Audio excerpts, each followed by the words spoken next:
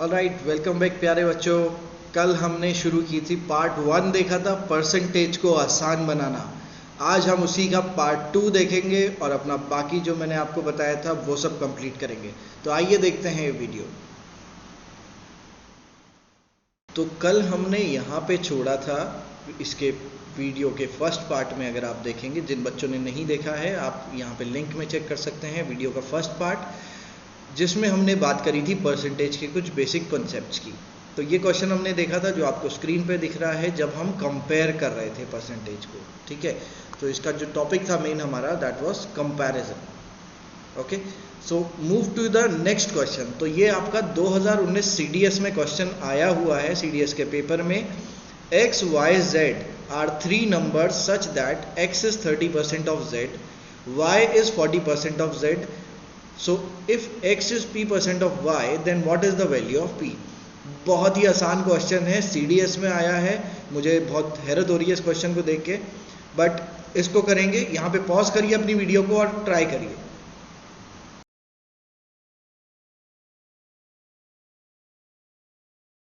तो पहले इसका सही उत्तर देख लेते हैं। The correct answer is 75। ये आंसर आया कैसे, अब उसको हम चेक करते हैं। तो यहाँ पे बच्चों क्या दिया है आपको, एक x है और दूसरा नंबर आपको दिया है z, जिसके बीच में कंपैरिजन किया है। अब ये बोला है कि x is 30% of z। x z का कितना है, 30% है। तो मैंने बोला था आपको, जब इंक्रीज या डिक्रीज होता है तो हम फ्रैक्शंस में ऐड कर लेते हैं, मतलब इसका पहले फ्रैक्शन बनाएंगे 30% का। तो 30% का फ्रैक्शन इज 3/10 है ना, 30/100 या 3/10 लिख सकता हूँ मैं। जब अगर ये होता कि x is 30% more than z, तब मैंने क्या बताया था, z को तो हम 10 लिख देते हैं और x के नीचे इन दोनों को जोड़ के लिख देते हैं, 10 + 3 13, क्योंकि मोर था वो। अब ये बोल रहा है कि x जो है वो z का 30% है, यानी z से कम ही है और 30% है केवल। तो जो ऊपर वाला फिगर होगा वो x के पास जाएगा और जो नीचे वाला फिगर होगा वो z के पास जाएगा। तो यहाँ मैं लिख दूंगा 10 और यहाँ क्या लिख दूंगा, 3 लिख दूंगा। ओके, अब सिमिलरली इन्होंने एक और रिलेशनशिप दिया है कि y इज y और z के बीच में, और कितना दिया है, y इज 40% ऑफ z। 40% की मैंने आपको बताई थी बच्चों, कितनी होती है, 2/5, अगर आपको याद होगी फ्रैक्शन। तो अब वही करेंगे, 5 को क्या लिख दूंगा मैं, z के नीचे, और 2 को क्या लिख दूंगा मैं, x के नीचे, सॉरी y के नीचे। तो अब यहाँ पे मेरे पास में x 3 है, यहाँ पे z 10 है इस वाले एक्सप्रेशन में, और नीचे वाले एक्सप्रेशन में y 2 है और z 5 है। इन दोनों में कॉमन क्या है, कॉमन z है, और z अगर कॉमन है तो इसकी वैल्यूज भी कॉमन करनी पड़ेंगी हमें। तो नीचे वाला 5 को हमें क्या बनाना पड़ेगा, 10 बनाना पड़ेगा। तो उसके लिए मैं क्या करूँगा, इसको 2 से मल्टीप्लाई करूँगा। तो जब मैं एक वेरिएबल को करूँगा तो दूसरे को भी करना पड़ेगा। तो y बन जाता है मेरा 4 और z बन जाता है मेरा कितना, 10। तो अब मुझे यहाँ पे 3 वैल्यूज मिल गई हैं, कौन कौन सी, x की, y की और z की। x की वैल्यू कितनी है, 3 है, ऊपर वाले से पता चल रहा है मेरे को। y की वैल्यू क्या है, 4 है, और z की वैल्यू कितनी है, 10 है। तो ये 3 वैल्यूज मुझे x की मिल गई। अब इसने बोला है कि if x is p% of y, यानी x और y की मुझे परसेंटेज निकालनी है बस, कि x y का कितना परसेंटेज है। यहाँ 4 है, यहाँ 3 है। तो जब मुझे ये लिखना है तो 4 लिखूंगा नीचे, 3 लिखूंगा ऊपर। 3/4 ये मेरा आंसर आ जाएगा। अगर 3/4 आपको पता है तो वेल एंड गुड, नहीं तो इसे 100 से मल्टीप्लाई कर लीजिए, इसका आपका परसेंटेज में आंसर आ जाएगा। तो 4 को जब हम डिवाइड करेंगे तो ये कितना आएगा, 25, और 25 × 3 मतलब 75। ठीक है, तो जो बच्चे अभी फ्रैक्शन मेथड को नहीं समझ पा रहे हैं, ऐसा हो सकता है, जो पहली बार इस वीडियो में आए हैं सीधे पार्ट 2 में, तो वो पार्ट 1 को ज़रूर देखें और फ्रैक्शंस को समझें।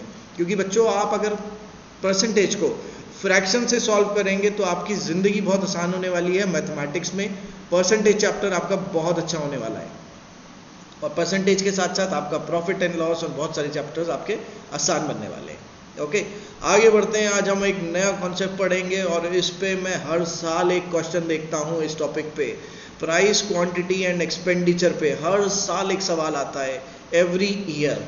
तो इस पे हम बात करते हैं, 3 चीज़ें बोली अब इसमें। ठीक है, इस पे क्वेश्चंस आते हैं, क्वेश्चंस अभी बाद में देखेंगे, पहले हम देख लेते हैं कि कॉन्सेप्ट क्या है। प्राइस, दूसरी चीज हमने क्या बात करी इसमें जो लिखा है, which is quantity, and third चीज जो मैंने बात करी दैट इज एक्सपेंस या फिर एक्सपेंडिचर, कुछ भी कह लो आप उसको, प्राइस, क्वांटिटी एंड एक्सपेंडिचर। तो सपोज करो बच्चों, अब आप कहीं बाजार जाते हो कोई चीज खरीदने के लिए, तो आपको उसकी प्राइस पता होती है, ठीक है, कि एक चीज है कोई, उसकी ये प्राइस है, ठीक है। आपको पता है क्वांटिटी कितनी लानी है, तो आप उसी हिसाब से पैसा अपना डिसाइड करते हो कितना लगेगा। सपोज करो आपकी मम्मी ने आपको भेजा कि मेरे 5 kg आलू लेके आना, और आपको पता है आलू की जो बाजार में कीमत चल रही है वो है 20 रुपीज पर kg। तो बच्चों आपको पता होगा फिर कि कितने रुपए आपको चाहिए होंगे, तो आपको कितने रुपए चाहिए, 100 रुपीज चाहिए। ये आपने कैसे निकाला, क्वांटिटी कितनी परचेज करनी थी, 5 kg, प्राइस कितना था, 20 रुपीज पर kg। तो आपने क्या करा, क्वांटिटी को प्राइस से मल्टीप्लाई कर दिया और आपको क्या मिल गया, एक्सपेंडिचर मिल गया। Very good. सो ये बेसिक है बिल्कुल, ये क्वेश्चन नहीं आने वाला, ठीक है। अब हमें क्वेश्चन परसेंटेज चैप्टर पढ़ रहे हैं तो परसेंटेज पे आएगा, ठीक है। परसेंटेज पे कैसे आएगा, वो आपको ऐसा कुछ बोलेगा कि किसी भी कमोडिटी का या किसी भी आर्टिकल का प्राइस लेट्स से 25% इंक्रीज हो गया, ठीक है, और परिवार ने अपना जो खर्चा था, अपनी जो खपत थी, क्वांटिटी थी, ठीक है ना, मात्रा जो ले रहे थे वो उस चीज़ की, या सपोज करो कि राइस है, चावल है, राइस का जो प्राइस था वो 25% बढ़ गया, ठीक है, और जो परिवार था उसने अपनी जो क्वांटिटी परचेज करता था राइस की, वो उसने 25% डिक्रीज कर दी, घटा दी, क्वांटिटी क्या करी, घटा दी। तो अब ये बताना है मेरे को कि उसके एक्सपेंडिचर में कितना परसेंटेज का फर्क पड़ेगा, क्या वो चेंज होगा भी या नहीं होगा, ये चीज़ मुझे बतानी है। तो इस तरह के क्वेश्चंस बहुत देखे गए हैं बच्चों, हर साल मैं देखता हूँ एक क्वेश्चन आता ही आता है, ठीक है। तो अब इसमें 3 तरह के क्वेश्चन बनते हैं मोटे मोटे, तो आज हम वो तीनों टाइप के क्वेश्चंस देखेंगे, ठीक है। पहला क्वेश्चन आता है इसमें, व्हेन ओनली प्राइस चेंजेस, जब आपको क्वेश्चन में कुछ ऐसा दिया होगा कि सिर्फ प्राइस को चेंज कर रहे होंगे ठीक है। तो स्क्रीन पे क्वेश्चन भी है, if price of petrol increases by 20%, यानी कि पेट्रोल का प्राइस 20% बढ़ गया, how much should Ravi reduce his consumption so as to keep the expenditure same. अब इसमें क्या बोल रहा है वो कि उसको अपनी जो खपत है या क्वांटिटी है वो कितनी परसेंटेज कम करनी चाहिए जिससे उसका एक्सपेंडिचर सेम रहे। अब कई बार इसमें ऑप्शन जो होगा ना 20% भी दिया होगा और बच्चे जल्दबाजी में मार्क कर देंगे कि 20% बढ़ा है, 20% कम हो गया, 0 हो गया, तो एक्सपेंडिचर कुछ बढ़ा ही नहीं। लेकिन इसका अब हम देखते हैं मेथड कि क्या है सॉल्व करने का। पहले मैं आपको ट्रेडिशनल मेथड बता देता हूँ कि इसमें जनरली क्या करते हैं, अब कुछ डेटा दिया ही नहीं है इसमें, ना पेट्रोल का प्राइस दिया है, ना उसका ये बताया कितना पेट्रोल कंज्यूम करता था, तो हम निकाले कैसे, है ना। तो इसमें आधी से ज़्यादा चीज़ें अज्यूम करनी पड़ेंगी। तो आपको अगर ये ट्रेडिशनली स्कूल में पढ़ाया जाता है तो आप क्या करते, टीचर आपको बोलता कि प्राइस को मान लेते हैं कि 100 रुपये था पर लीटर तेल, ठीक है। अब 20% बढ़ गया तो कितने रुपए हो गया, 120 रुपये हो गया, ठीक है, यही हो गया। ऐसे ही वो बोलेगा कि अब हमें क्या करना है, देखना है कंजम्पशन, कि भाई कंजम्पशन अगर मेरा क्या होना चाहिए, कंजम्पशन क्या होना चाहिए मेरा, कितना % कम करना चाहिए मेरे को कंजम्पशन, जिससे मेरे को एक्सपेंडिचर जो है वो सेम मिल सके, एक्सपेंडिचर मेरा सेम आ जाए, ठीक है, कितना करना चाहिए मेरे को। तो अब टीचर आपको क्या करेगा, वो बोलेगा कि एक्सपेंडिचर की एक इक्वेशन बनाओ आप कि expenditure is equal to price into consumption. Consumption को मान लो आप यहाँ पे x, ठीक है, और दूसरे कंजम्पशन को क्या मान लो आप y, और एक्सपेंडिचर मेरा सेम रहेगा, एक्सपेंडिचर को आप मान लो z, यहाँ भी और यहाँ भी, कि मुझे खर्चा नहीं बढ़ाना लेकिन मुझे अपनी क्वांटिटी इस हिसाब से चेंज करनी है कि मेरा कोई फर्क ना पड़े इस खर्चे पे। तो वो 2 इक्वेशंस आपसे बनवाएगा, उसमें z आप क्या करोगे, कैंसिल हो जाएंगे, x माइनस वाई की वैल्यू आप जब करेंगे तो x माइनस वाई मुझे निकालना होगा, ठीक है ना। x माइनस वाई बेसिकली क्या है कि कितना कम किया मैंने कंजम्पशन, इस तरीके से मुझे निकालना होगा। तो ये बहुत लंबा चौड़ा प्रोसेस होगा। अभी हम इसको कैसे देखेंगे, शॉर्टकट मेथड है, 2 मिनट में आंसर आ जाएगा। 2 मिनट भी नहीं लगेंगे, 2 मिनट यानी कि वो बोलने की वाली बात होती है बच्चों, आपको 1 मिनट भी नहीं लगेगा पूरा। क्या करना है, मुझे इस तरह की टेबल बनानी है, यहाँ लिखूंगा मैं बिफोर और यहाँ लिखूंगा मैं आफ्टर। 3 चीज़ें यहाँ लिख लेंगे हम, एक प्राइस, एक कंजम्पशन और तीसरा क्या, एक्सपेंडिचर। अब हमें इक्वेशन पता है कि एक्सपेंडिचर क्या होता है, प्राइस इंटू कंजम्पशन होता है, ये क्वांटिटी कह लो, जो भी कुछ कह लो। अब मुझे टेबल भरनी है। अब लेकिन आप बच्चों बोलोगे कि ये भरेंगे कैसे, ना तो मुझे प्राइस दिया है ना कंजम्पशन दिया है, तो कैसे भरेंगे। तो बच्चों अब ये यूनिट्स में भरेंगे, और यूनिट्स में कैसे मैं भरूंगा, तो मुझे ये दिया है कि पेट्रोल की प्राइस जो है वो कितनी बढ़ती है, 20% इंक्रीज होती है। तो परसेंटेज को फ्रैक्शन में बदलते हैं। 20% का मतलब 1/5, ठीक है। यानी कि मैंने आपको पहले भी बताया फ्रैक्शन को परसेंटेज में पढ़ने का तरीका क्या है। यानी अगर पेट्रोल की प्राइस 5 होती तो वो बढ़ के कितनी हो जाती, 5 + 1 6 हो जाती। इसका मतलब 20% इंक्रीज हो गया। तो अगर मैं एज्यूम कर लूँ कि परसेंटेज कितनी थी, प्राइस कितनी थी पेट्रोल की, 5 रुपये, तो आफ्टर, ए मतलब आफ्टर, बाद में कितनी हो गई, 6 हो गई। इतनी बात समझ आई बच्चों। तो प्राइस मैंने लिख दिया, पेट्रोल का कितना था, 5 यूनिट्स, और पेट्रोल का बाद में प्राइस कितना हो गया, 6 यूनिट, यानी 20% की बढ़ोतरी हो गई।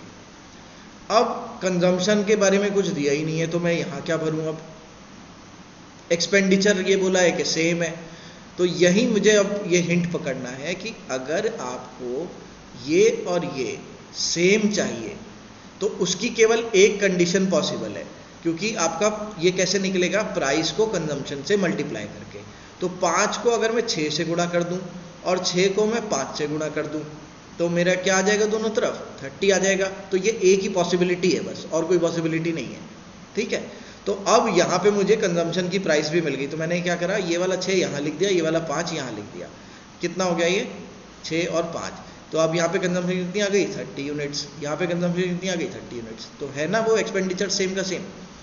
तो अब मेरे से क्या पूछा उसने क्वेश्चन में कि कंजम्पशन कितनी कम करी जाए। तो कंजम्पशन दिख गई मुझे, 6 यूनिट थी, अब कितनी हो गई, 5 यूनिट। तो कितनी कम हो गई, 1 यूनिट। और कितने में से, पुरानी कितनी थी, 6 यूनिट। तो 1/6 ये मेरा आंसर हो गया परसेंटेज में।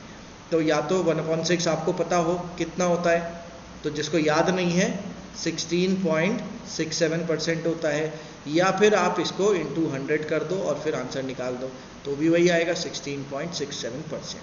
यानी कि इस रवि को अपना पेट्रोल का जो खर्च वो है, कंजम्पशन है, वो 16.67% कम करना पड़ेगा, तब जाके उसकी एक्सपेंडिचर सेम होगी। क्लियर हो गई बात। तो अभी मैंने एक्सप्लेन करने में आपको ज़्यादा टाइम लिया है, लेकिन जब आप इस क्वेश्चन को करेंगे तो मैं एक बार दोबारा बता देता हूँ। इस क्वेश्चन को करने का क्या तरीका है, सिंपल आप एक टेबल बनाएंगे, दोबारा बताता हूँ मैं, क्विकली आप टेबल बताएंगे। अभी आप टाइम नोट करना कितना लगेगा, ठीक है। बिफोर एंड आफ्टर, यहाँ पे प्राइस, कंजम्पशन, एक्सपेंडिचर, 3 चीज़ें हम यहाँ पे करेंगे, ठीक है। उसको लिख देंगे। फिर प्राइस मुझे लिखना है 20% इंक्रीज, तो मैं यहीं पे लिख देता हूँ जिससे मुझे पता चल जाए 20% प्राइस बढ़ा है। बढ़ने के लिए मैं एरो बना देता हूँ। कंजम्पशन मुझे पता ही नहीं है, 20% का मतलब कितना होता है, 1/5 होता है। तो 5 मैं यहाँ लिखूंगा, और इंक्रीज का मतलब 5 + 1 6। अब जब क्वेश्चन आया आपका सिंपल, ये टाइप 1 वाला कि प्राइस की बात हो रही है, तो यहाँ पे 6 लिखा, यहाँ पे 5 लिखा, यहाँ कितना आ गया 30। ये लिखने की जरूरत नहीं है 30 आपको, ठीक है। अब 6 से 5 हो गई, कितनी हुई, 1 कम हो गई, कितने में से, बेस 6 इंटू 100। ये मेरा आंसर आ गया 16.67%, ठीक है बच्चों, ज़्यादा टाइम नहीं लगेगा। होप ये क्लियर हो गया होगा आपको। अगर नहीं हुआ तो आप कमेंट्स में नीचे लिख के मुझे बताएंगे। एक और सवाल सेकंड टाइप का देखते हैं, type 2 question. In a hostel room, rent per room is increase by 20% and number of rooms is also increase by 20%। यानी एक हॉस्टल है जिसमें रेंट जो था एक कमरे का वो 20% से बढ़ गया, और जो कमरे थे वो भी 20% बढ़ गए। अब वो पूछ रहा है कि रेवेन्यू कितना बड़ा होगा हॉस्टल का, परसेंटेज में बताना है, क्योंकि वैल्यूज तो कुछ दी नहीं है, तो वैल्यूज में तो बता नहीं सकते, तो आपको परसेंटेज में बताना होगा। तो ये वही सेम क्वेश्चन है, सिर्फ इसमें चीज़ें चेंज हो गई। अगर मैं यहीं पे बोल देता कि पेट्रोल का जो खर्च है, पेट्रोल की प्राइस 20% बढ़ गई, और पेट्रोल जो वो खरीदता था रवि, वो भी 20% बढ़ा दिया उसने, उसकी ज़्यादा कंजम्पशन होने लगी, तो अब उसका टोटल एक्सपेंस कितना बढ़ा होगा। तो ये क्वेश्चन ऐसे भी ड्राफ्ट हो सकता था। तो अब इस चाहे वो वैसे हो या फिर ऐसे प्रेजेंटेड हो, क्वेश्चन करने का तरीका अगेन सेम रहेगा। तो मैं एक टेबल बनाऊंगा, टेबल में लिखूंगा बिफोर आफ्टर, प्राइस की जगह मैं लिख देता हूं रूम रेंट, ठीक है, रेंट बढ़ गया कितना, 20% बढ़ गया, ठीक है। एंड दूसरा क्या चीज थी, नंबर ऑफ रूम्स, तो नंबर ऑफ रूम्स ये भी 20% बढ़ गए। और फाइनल क्या है मेरा, रेवेन्यू। तो रेवेन्यू निकलता कैसे है बच्चों, रेवेन्यू मतलब जो आपकी इनकम हो रही है, ठीक है, वो कैसे निकलती है कि आपने जितने कमरे थे और वो पर रूम रेंट कितना था उसे मल्टीप्लाई कर दो, ऐसे ही होगा। अगर आपके पास 10 कमरे हैं और एक कमरे का रेंट 3000 रुपये है तो आपको 30,000 रुपये आएंगे ना महीने के, तो वही करा हमने यहाँ पे, तो सेम चीज़ है। तो अब क्या करना है मेरे को, अब इसकी वैल्यूज़ बननी है। 20% का मतलब बच्चों 1/5। इस टेबल को भरने का क्या बताया मैंने आपको तरीका, जो डिनोमिनेटर है वो यहाँ आ जाएगा, मतलब कि रेंट अगर पहले 5 था तो बढ़ के कितना हो गया, 5 + 1 6। ऐसे ही मैं 20% यहाँ पे लिखूंगा, 20% का मतलब 1/5। तो अगर मेरे कमरे पहले 5 थे तो बढ़ के कितने हो गए, 6 हो गए, ठीक है। अब 5 कमरे और 5 रुपये रेंट था उसका, तो कितना रेंट आ रहा था टोटल, रेवेन्यू कितना हो गया मेरा 25। अगर 6 कमरे और एक कमरे का रेंट 6 था तो कितना हो गया रेवेन्यू 36। तो कितना बढ़ गया रेवेन्यू, अब मैं अगर यूनिट्स में बात करूं तो 36 - 25 कितना हुआ ये 11, ठीक है। 11 यूनिट मेरा रेवेन्यू बढ़ गया, और कितने में से 25 में से, तो 11/25 × 100 कर देंगे, तो 25 × 4 = 100, और ये कितना आ गया मेरा 44%। ये मेरा फाइनल आंसर आ गया। तो एक्सपेंडिचर या sorry revenue is increased by 44%। तो अगर ये क्वेश्चन ऐसा होता कि 20% पेट्रोल का प्राइस इंक्रीज हुआ और रवि ने 20% पेट्रोल ज़्यादा खरीदना शुरू कर दिया, तो उसका एक्सपेंडिचर कितना बढ़ा होगा, तो भी आंसर कितना रहेगा 44% ही रहेगा, ठीक है। थर्ड टाइप के क्वेश्चन पे आते हैं जो ये इसी के होते हैं। अब की बार आपको वो प्राइस में चेंज देगा और आपको एक कोई वैल्यू बता देगा किसी चीज़ की, ठीक है। क्या है वो, एक्सपेंस की वैल्यू बता देगा आपको और क्वांटिटी भी बता देगा कि क्या हो रहा है। जैसे क्वेश्चन पढ़ेंगे, due to increase of 50% in price of eggs, ठीक है।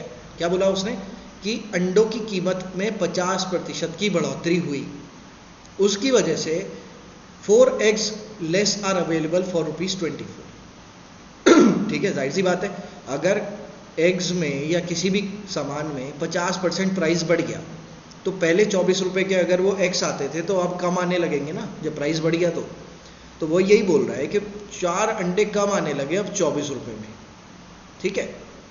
ये नहीं बताया उसने 24 में कितने आ रहे थे पहले, वो ये बोल रहा है कि 24 रुपये के अब 4 अंडे कम मिल रहे हैं। अब मुझे बताना है what is the present rate of eggs per dozen. अब अगर ये आप ट्रेडिशनल मेथड से करोगे ना बच्चों तो बहुत ज़्यादा घूम जाओगे इस सवाल में। अगर आप इस टेबल से करोगे तो बहुत आसान भी बन जाएगा, थोड़ा सा आपको बस एक बार समझने की उसको तकलीफ पड़ेगी, लेकिन वो समझ गए तो फिर उसके बाद ईजी हो जाएगी life. Same table before after, यहाँ पे क्या लिखा जाता है प्राइस, यहाँ पे क्या लिखा जाता है कंजम्पशन, और सबसे नीचे क्या लिखा जाता है एक्सपेंस या एक्सपेंडिचर, ठीक है। अब इस टेबल को भरना है तो पहले तो मैं यहाँ वैल्यूज लिख देता हूँ। क्या लिखी है मैंने, प्राइस दिया है कितना 50%, और क्या हुआ है वो इंक्रीज हुआ है बच्चों। 50% का मतलब हाफ, ठीक है। हाफ मीन्स अगर अंडे 2 रुपये था, अंडे की कीमत कितनी थी 2 रुपये थी, तो ये बढ़ के कितनी हो गई 2 + 1 3। इतनी बात समझ आई। अब ये क्वेश्चन जो है ये टाइप 1 पे आधारित है। क्यों है टाइप 1 पे आधारित, क्योंकि उसने आपको बोला कि 4 अंडे कम मिलने लगे, कितने रुपए में 24 रुपये में, यानी उसका खर्चा कितना है 24 रुपये ही है पहले भी और अब भी, यानी एक्सपेंडिचर सेम है। और जब एक्सपेंडिचर सेम होता है तो मैंने आपको बताया था ये वाली वैल्यू इधर लिख देंगे, ये वाली वैल्यू इधर लिख देंगे, ठीक है। लेकिन ध्यान रहे ये वैल्यूज यूनिट्स में है। मैं ये नहीं बोल सकता कि अंडे की कीमत 2 रुपये है या 3 रुपये है, मैं ये नहीं बोल सकता कि 3 अंडे हैं या 2 अंडे हैं, ये यूनिट्स हैं। 3 यूनिट्स अंडे हैं, 2 यूनिट्स अंडे हैं। अब इनकी एक्चुअल वैल्यू निकालने के लिए मैं क्या करूँगा, अब हमें क्वांटिटी पता चल गई या कंजम्पशन पता चल गया कि अंडे कितने कम हो पा रहे हैं। अब 3 से 2 ही खरीद पा रहा हूँ मैं, ठीक है, कितने रुपए में? ₹24 दिया है, ₹24 दिया है दोनों तरफ, यानी अब 3 यूनिट अंडों से 2 यूनिट अंडे हो रहे हैं मेरे। तो कितने अंडे कम हो रहे हैं? 1 यूनिट, ठीक है ना, 1 यूनिट अंडे कम खरीद पा रहा हूं मैं। लेकिन क्वेश्चन में कितने खरीद पा रहा था कम? 4x। तो 1 यूनिट का मतलब कितना है? 4x की बराबर है बच्चों।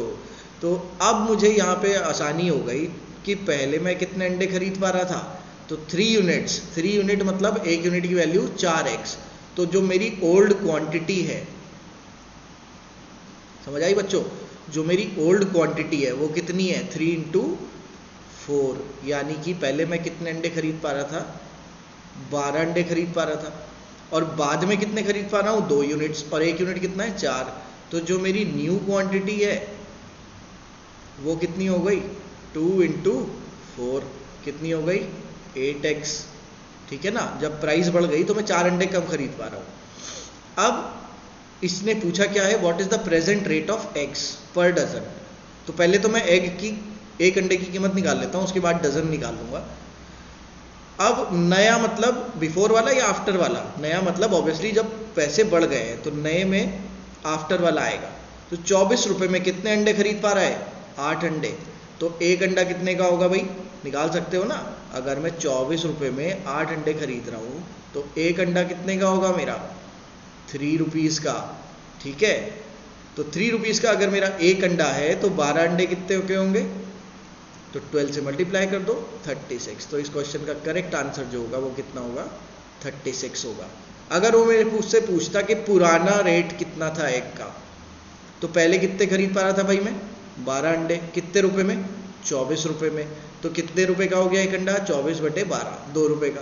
तो 2 रुपए का अगर अंडा हुआ तो मैं क्या निकाल सकता हूँ? एक दर्जन कितने के होंगे? 24 के होंगे, ठीक है ना। तो वहां से मेरा आंसर आ जाएगा अगर ये आपको पुराना रेट पूछता था। ओके, तो चीजों को हम आसान बनाएंगे, कॉम्प्लिकेटेड नहीं बनाएंगे कभी भी।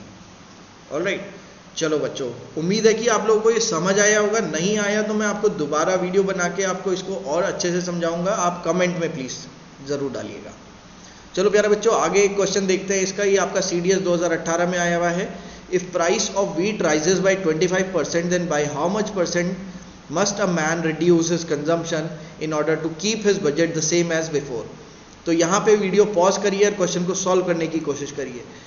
तो आपको देख के समझ आ गया होगा ये टाइप 1 क्वेश्चन है, जिसमें आपकी प्राइस इंक्रीज हुई है और जो आपका बजट है वो सेम है, यानी एक्सपेंडिचर सेम है।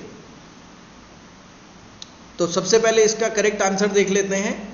तो करेक्ट आंसर इज 20%। जितने लोगों का आया बहुत बहुत मुबारक हो आपको, और जिसका नहीं आया उसको अभी हम देखते हैं कि इस क्वेश्चन को कैसे करेंगे हम लोग सॉल्व, ठीक है। सो हमने यहाँ पे टेबल बना ली सबसे पहले, before, after, price, consumption, expenditure. Price 25% increase हुआ, यानी 25 मतलब 1/4। टेबल बनने का तरीका, इंक्रीज हुआ। इंक्रीज का मतलब इंक्रीज राइजेस 4, और 4 से कितना हो गया? 5। 4 + 1 = 5। सिमिलरली कंजम्पशन, अब जब ये हमें सेम रखना होता है तो क्या करा जाता है? 5 को इधर लिख दो, 4 को इधर लिख दो। तो 5 से कितना हो गया? ये 4 हो गया क्वांटिटी। तो यही पूछ रहा है ना वो कि कितना परसेंटेज कम करना पड़ेगा अपना कंजम्पशन। तो 5 से 4 मतलब 1 कम करना पड़ेगा, और कितने में से? 5 में से। 1/5 का फ्रैक्शन आपको पता है कितना होता है? 20%। नहीं भी पता तो आप इंटू 100 करोगे तो आंसर आ जाएगा कितना? 20%, ठीक है। तो बच्चों नेक्स्ट क्वेश्चन देखते हैं, नेक्स्ट कॉन्सेप्ट देखते हैं। वेरी इंपॉर्टेंट कॉन्सेप्ट, इस पे भी सवाल आते हैं। सक्सेसिव डिस्काउंट, क्रमिक बट्टा जिसे हिंदी में बोलते हैं। अब मैं पहले तो आपको डिस्काउंट की बात बता देता हूँ। डिस्काउंट क्या होता है प्यारे बच्चों? डिस्काउंट, या हिंदी में जिसको बट्टा बोलते हैं, तो ये जनरली हमारा आएगा प्रॉफिट एंड लॉस में, हम इसको कवर करेंगे। लेकिन जनरल सी सिनेरियो है, आप लोग अपनी आम जिंदगी में भी देखते हैं डिस्काउंट, हर कोई बात करता है डिस्काउंट की, ठीक है। डिस्काउंट क्या मिलेगा, ये इंडियंस की खासियत है। आप शॉपिंग मॉल में जाते हो तो वहां पे कुछ इस तरह का दिखा रहता है, 30% + 20% ऑफ, या डिस्काउंट। इसी को हम बोलते हैं सक्सेसिव डिस्काउंट या फिर क्रमिक बट्टा। तो क्रम में ये हमें डिस्काउंट दिया जाता है। अब ये क्या होता है, ये मार्केटिंग स्ट्रेटजी होती है लोगों की, जो वो इस तरीके से लिखते हैं। देखने वाले को ऐसा लगता है कि 50% की छूट मिल रही है किसी चीज़ पे, बट ऐसा नहीं है। ये क्रमिक बट्टा है या फिर सक्सेसिव डिस्काउंट है, जिसमें वो पहले 30% की डिस्काउंट देता है आपको, जो भी वैल्यू आती है उस पर सेकेंड स्टेप में 20% का डिस्काउंट देता है। तो ओवरऑल जो डिस्काउंट है आपका वो कम मिलता है आपको, नॉट 50%। तो ये सिर्फ दिखावे के लिए होता है। ये तो रही बात आपकी मार्केटिंग स्ट्रैटेजी की। अब सवाल आएगा आपका, तो उसे कैसे करना है। सपोज करो यही सवाल है कि 30% और 20% किसी चीज़ पे अगर डिस्काउंट चल रहा है, सक्सेसिव डिस्काउंट, तो ओवरऑल डिस्काउंट कितना मिलेगा। ठीक है, तो 30% डिस्काउंट मिल रहा है मुझे पहले, और उसके बाद फिर मुझे 20% डिस्काउंट मिल रहा है किसी चीज़ पर, तो ओवरऑल मुझे ये वस्तु कितने की पड़ेगी या कितना डिस्काउंट मिलेगा। ठीक है, यही मेरा मेन मकसद है निकालने का। तो इसे दो तरीके से मैं आपको दिखाता हूँ। एक तो ट्रेडिशनल मेथड पहले आपको बताता हूँ। ट्रेडिशनल मेथड में आप क्या करते हो, तो मान लेते हैं कि कोई वस्तु कितने रुपए की थी, 100 रुपए की थी। ठीक है, उस पर पहले हमने क्या करा, 30% का डिस्काउंट दे दिया। ठीक है, सबसे पहले हमने क्या करा, 30% का डिस्काउंट दे दिया। तो मैं 30% निकालूंगा 100 का, कितना होता है, 30 रुपये होता है। 30 रुपये मैंने डिस्काउंट दे दिया, तो कितना हो गया ये, 70 रुपये। ठीक है, 70 रुपये की मुझे वो वस्तु पड़ी अगर सिर्फ 30% डिस्काउंट होता, और टोटल डिस्काउंट मैंने कितना दिया, तो ये डिस्काउंट मैं इधर लिखता रहता हूँ और यहाँ पे प्राइस लिखता रहता हूँ। ठीक है, डिस्काउंट दिया 30 रुपये और वो वस्तु मुझे कितने की पड़ी, 70 रुपये की। अब सेकंड स्टेप में सक्सेसिव डिस्काउंट है, तो 20% फिर से डिस्काउंट मारना है। तो अब 20% मुझे निकालना पड़ेगा डिस्काउंट, और किस वैल्यू पे, जितने की वो वस्तु मुझे पड़ रही थी, 70 पे। तो मैं 20% निकालूंगा किसका, 20% निकालूंगा मैं 70 का। ठीक है, 20% अगर 70 का निकाला जाए तो ये कितना आता है, 14 आता है, 14। तो अब 70 में से 14 माइनस कर देंगे। 70 में से 14 माइनस करेंगे तो कितना आएगा, यहाँ पे तो आ गया कितना, 6, और यहाँ पे कितना आ गया, 5, 56। यानी अब ये वस्तु मुझे कितने की पड़ी, 56 रुपीज़ की पड़ी। तो अगर 56 रुपीज़ की पड़ी और डिस्काउंट मैंने कितना दिया, 14 रुपये का दिया, राइट, यही हुआ। तो मुझे टोटल डिस्काउंट कितना मिला, 30 प्लस 14, तो कितना मिला मुझे, 44 डिस्काउंट मिला। और ये वस्तु कितने की पड़ी मेरे को, 56 रुपीज़ की पड़ी ये वस्तु मेरे को। ठीक है ये थी कितनी की ओरिजिनली, 100 रुपये की। तो अगर कोई प्रोडक्ट 100 रुपये का था और उस पर किसी ने आपको 44 रुपीज़ डिस्काउंट दे दिया, ठीक है, तो परसेंटेज में आंसर कितना होगा, 44%। तो जो देखने में आपका कितना लग रहा था 50%, वो एक्चुअल में कितना है, 44%। तो ये तो हो गया ट्रेडिशनल मेथड, जिसमें 1 और 2 करके मैंने स्टेप समझाए। अब अगर आपको ये क्वेश्चन डायरेक्टली करना है, तो डायरेक्टली कैसे करेंगे, तो मैं फ्रैक्शन मेथड से करता हूँ इसको। 30% का फ्रैक्शन 3/10 है ना, 30/100 मतलब 3/10। और 20% का फ्रैक्शन, 20% का फ्रैक्शन मतलब कितना, ये सबको याद होना चाहिए, 1/5। ऑलराइट, अब बात करेंगे डिस्काउंट की। तो जब मैं डिस्काउंट की बात करता हूँ तो 3/10, 3/10 क्या है हमारा, इसका डिस्काउंट है। तो अगर मैं बोलूँ कि ये कोई वस्तु 10 रुपये की थी, तो उस पर डिस्काउंट कितना दूंगा मैं, 3 रुपये। ठीक है, अगर कोई वस्तु 10 रुपये की थी तो उस पर डिस्काउंट कितना दूंगा मैं, 3 रुपये दूंगा। तो डिस्काउंट मतलब माइनस करना है मेरे को। ठीक, तो इसमें मैं क्या करूँगा, 10 - 3 कितना होगा, 7, और डिवाइडेड बाय नीचे 10 ही रहने दूंगा, क्योंकि वो तो मेरा बेस है, वो वस्तु 10 रुपये की है, इनटू अब उस पर सक्सेसिव डिस्काउंट लगा, मतलब एक और वस्तु उसमें एक और डिस्काउंट मिल गया, कितना, 20%। तो वो अगर 5 रुपये की वस्तु थी तो वो कितने की डिस्काउंट दिया आपने, 1 रुपये का। तो यानी 5 - 1 = 4। तो यहाँ पे मैं क्या लिखूँगा, 4/5। ठीक है, 4/5। तो ये मेरा क्या आ गया, अब ये ओवरऑल आ गया कि ये मुझे कितने की पड़ने वाली है ये चीज़। ओके, और इनटू क्या करूँगा मैं, इनटू मान लेते हैं कि ये वस्तु थी कितने रुपए की, 100 रुपये की। तो यहाँ से एक ये कटा और यहाँ से 5 × 2 = 10 ये कटा, और मेरा आंसर क्या आया, 7 4 28 एंड 28 इंटू 2 इज 56। यानी ये 100 रुपये की जो वस्तु थी अब मुझे कितने की पड़ी, 56 की पड़ी। तो अगर ये 56 की पड़ी तो 100 माइनस 56 कितना होता है, तो मुझे ओवरऑल डिस्काउंट इस पर कितना मिला बच्चों, 44% का इस पर मुझे ओवरऑल डिस्काउंट मिला। ओके, क्लियर हुई कहानी। तो आपको करना क्या है, तो एक और मैं इसमें क्वेश्चन ले लेता हूं। तो इस क्वेश्चन से पहले हम एक और क्वेश्चन ले लेते हैं, लेट्स से, और उसको मैं आपको करके दिखाता हूं दोबारा से। तो जिसको समझ नहीं आया उसके लिए एक बार दोबारा से समझने के लिए आसान हो जाएगा। तो लेट्स से अब मैं फिगर चेंज कर देता हूं। एक किसी वस्तु पे जो डिस्काउंट था वो था 20%, 10% एंड 10%, ठीक है, ऐसा डिस्काउंट था, सक्सेसिव डिस्काउंट। और वो वस्तु में अब हमें बताना है कि वो वस्तु पे ओवरऑल इसका डिस्काउंट कितना मिलेगा, ठीक है। अब देखने में तो लग रहा है कितना हो गया ये 40%, लेकिन 40% नहीं होगा, ऑब्वियस सी बात है। तो 20% का फ्रैक्शन कितना होता है, 1/5। 10% का फ्रैक्शन कितना होता है, 1/10, और 10% का 1/10।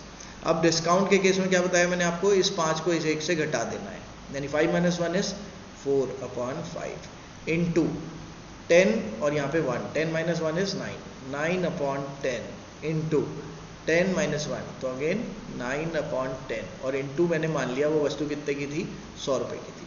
तो यहाँ से मेरे ये दोनों कट गए, ठीक है। अब ये 9 9 81, और इसमें कुछ और तो नहीं कट रहा है, बिल्कुल नहीं कट रहा है। तो 9 9 81, 81 इंटू 4, 81 इंटू 4 अगर मैं निकालूंगा तो ये आएगा 324 डिवाइडेड बाय 5। इसको अगर मैं सॉल्व करता हूँ तो ये कितना आएगा, 5 6 30, बचा कितना 24, 5 4 20.8।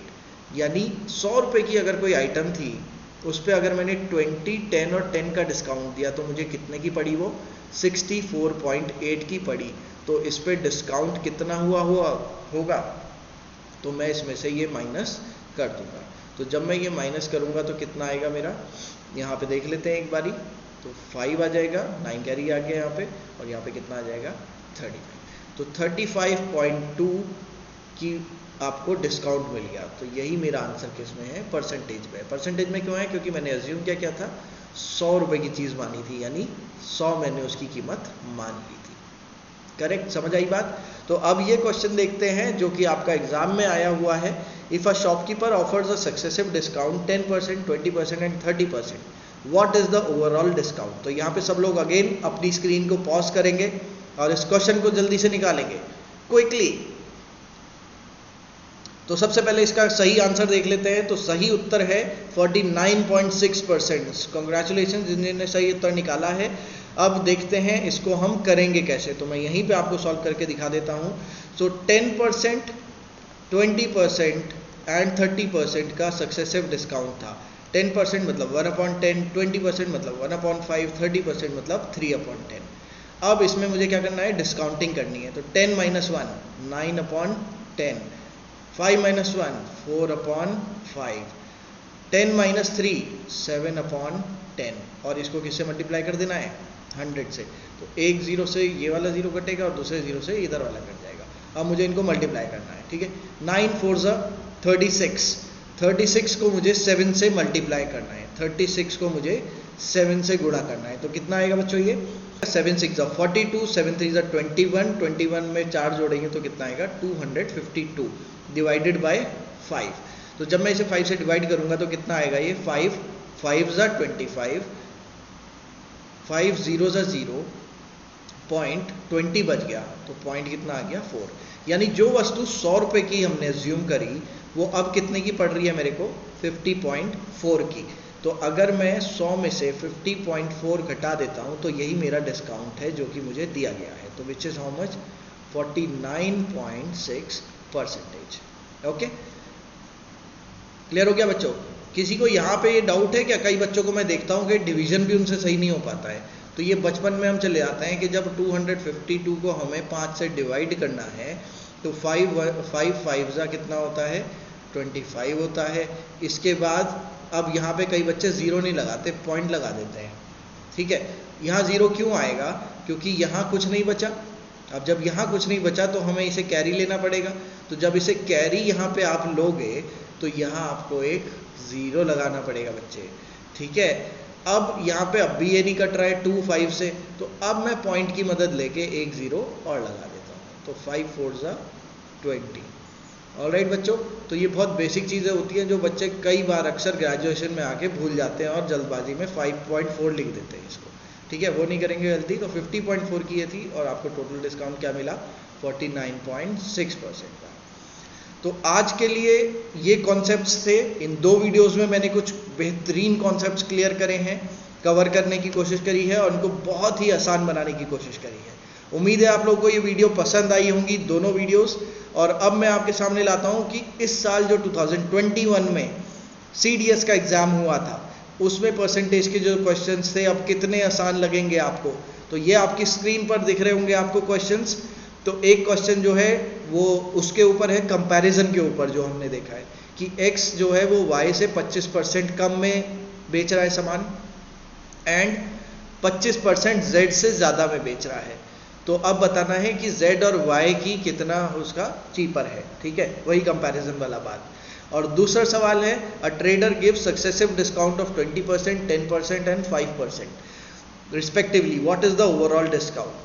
तो ये भी अभी हमने करा है सक्सेसिव डिस्काउंट वाला क्वेश्चन, दोनों ही आपके CDS में आए हैं। तो बच्चों अभी तक जो मैंने कराया परसेंटेज में, इससे बाहर से ज़्यादा कुछ आ नहीं सकता। और ये बहुत ही बेसिक और बहुत ही अच्छी शॉर्टकट ट्रिक्स कह लो इनको, ठीक है। सो कमेंट करिएगा अपने आंसर के साथ में इन दोनों क्वेश्चंस का, और ये भी लिखिएगा कि आपने कितना टाइम लिया। अब आपका टाइम कम होना चाहिए इसको सॉल्व करने के लिए।